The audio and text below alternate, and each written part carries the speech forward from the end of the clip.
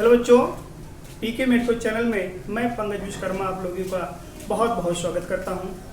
आज का वीडियो कक्षा 9 और कक्षा 11 की बायोलॉजी से संबंधित है। चैप्टर का नाम कोशिका है और आज का हमारा हेडिंग बनेगा टॉपिक के रूप में अंतःप्रद्रवी जालिका एंडोप्लाज्मिक रेटिकुलम यानी ER। चलिए डिस्कस करते हैं, इस टॉपिक को क्लियर करते हैं इस वीडियो के माध्यम से। तो सबसे पहला टॉपिक ER है क्या? मैं बता दूं, यह एक कोशिकांग है। यह एक कोशिकांग है जो सिर्फ और सिर्फ है यूकैरियोटिक सेल के अंदर, खास तौर पे साइटोप्लाज्म के अंदर ये पाया जाता है। लोकेशन की अगर बात करें, अगर पूछा जाए आपसे कहाँ पाया जाता है, तो सिर्फ और सिर्फ है यूकैरियोटिक कोशिका के अंदर साइटोप्लाज्म में ये पाया जाता है, केंद्रक से लगा हुआ, केंद्रक कला से संलग्न।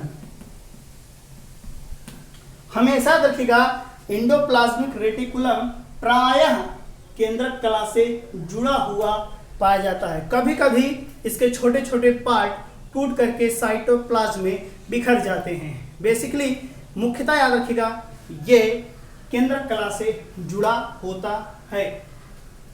अगर हम खोज की बात करें या इसके नामकरण की बात करें, किसने ये नाम दिया था, तो याद रखिएगा इन 1945 में KR पोर्टर ने इसे ये नाम दिया था और इसकी खोज की थी। और देखते हैं क्या इसके बारे में। संरचना में गौर करें तो याद रखिएगा इसकी जो कला है वो दोहरे भित्ति की बनी होती है। दोहरे भित्ति का ये कोशिकांग है। कभी कभी ऑप्शनल में भी पूछा जाता है, कॉम्पिटिटिव एग्जाम्स में भी पूछा जाता है कि एंडोप्लाज्मिक रेटिकुलम ये डबल लेयर का सेल ऑर्गन है या सिंगल लेयर का, बट ऑलवेज याद रखिएगा डबल लेयर का सेल ऑर्गन है। इसकी जो भित्ति होती है ये डबल लेयर की होती है, खास तौर पे ग्लाइकोप्रोटीन के द्वारा बनी हुई, ग्लाइकोप्रोटीन की बनी, इसकी वॉल ग्लाइकोप्रोटीन की बनी होती है, डबल लेयर की बनी होती है। इसके ये जो मॉडल आप देख रहे हैं इन्हें हम पाउच कहते हैं, इन्हें पाउच कहा जाता है।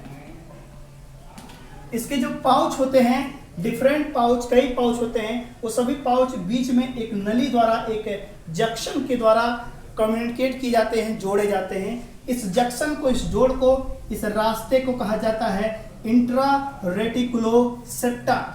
और इसी सेप्टा के द्वारा डिफरेंट पाउच जो होते हैं वो एक दूसरे से जुड़े होते हैं और मटेरियल इसी रास्ते से जो है विभिन्न भागों तक जाता है। अगर हम बात करें एंडोप्लाज्मिक रेटिकुलम की, तो इसे हम सार्कोप्लाज्मिक रेटिकुलम भी कहते हैं। क्या कहते हैं इसे? सार्कोप्लाज्मिक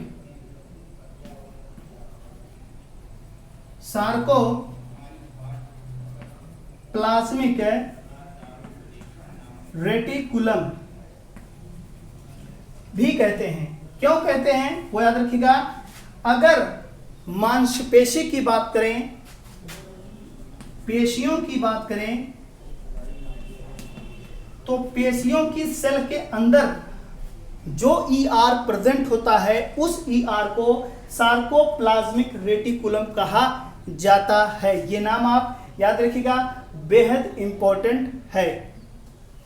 आगे चलते हैं तो इसके डिफरेंट पाउच का एक ग्रुप होता है, पाउच का एक समूह होता है, उस समूह को सिस्टर्नी कहा जाता है। सिस्टर्नी याद रखिएगा। यहाँ पाउच देख रहे हैं, सभी पाउच एक के ऊपर एक सेट होते हैं और उसी सेटिंग को, उसी कम्युनिकेशन को हम कहते हैं सिस्टर्नी। ये नाम आप याद रखिएगा। इसके बारे में हम लोग अगली वीडियो के माध्यम से, जब मैं आपको गालजिकाय पढ़ाऊंगा तो उसमें इसके बारे में डिटेल में बताता हूँ।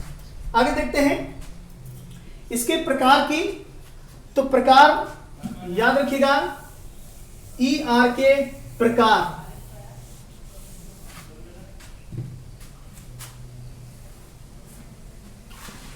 प्रकार की जहां तक बात करते हैं तो बेसिकली दो प्रकार का होता है। एक आपका होता है रफ ER,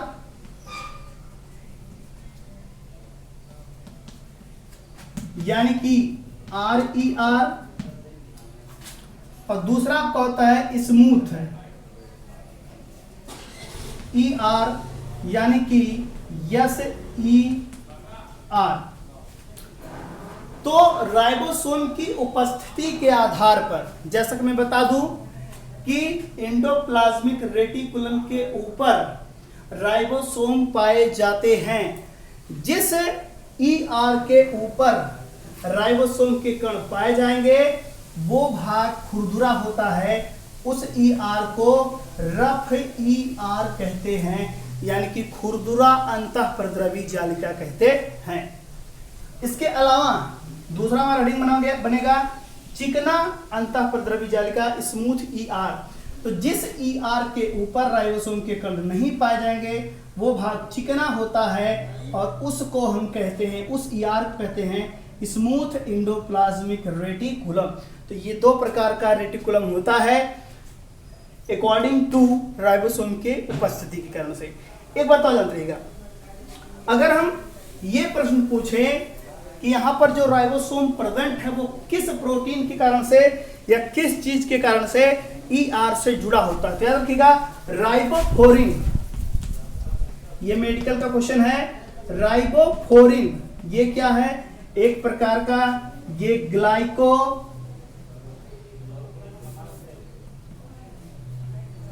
प्रोटीन है के द्वारा जो राइबोसोम है, राइबोसोम वो ER से जुड़ता है।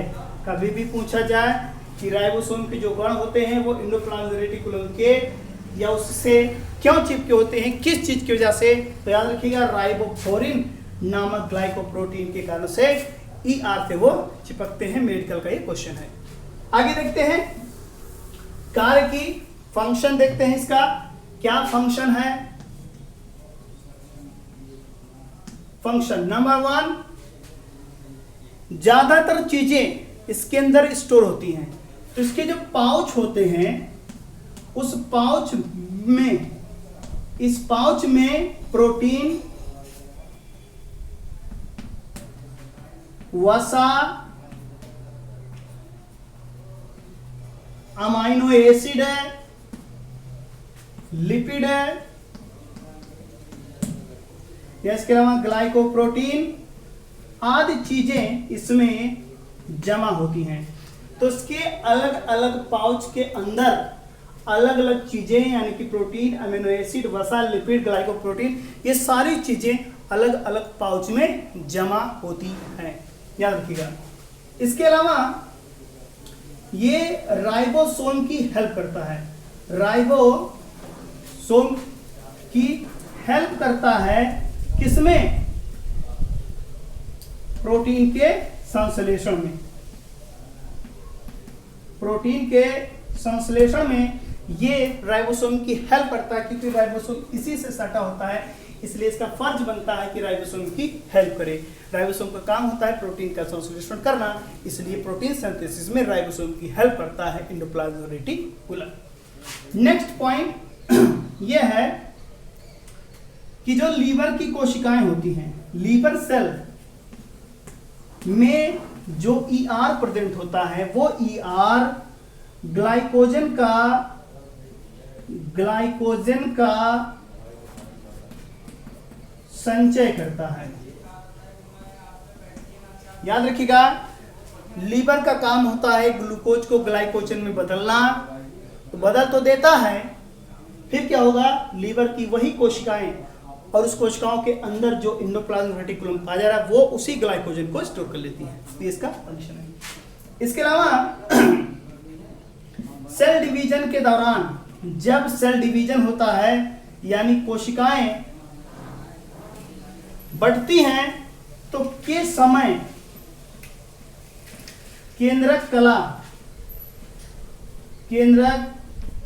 कला का निर्माण करता है। याद रखिएगा, केंद्रक कला से ही एंडोप्लाज्मिक रेटिकुलम जुड़ा हुआ है।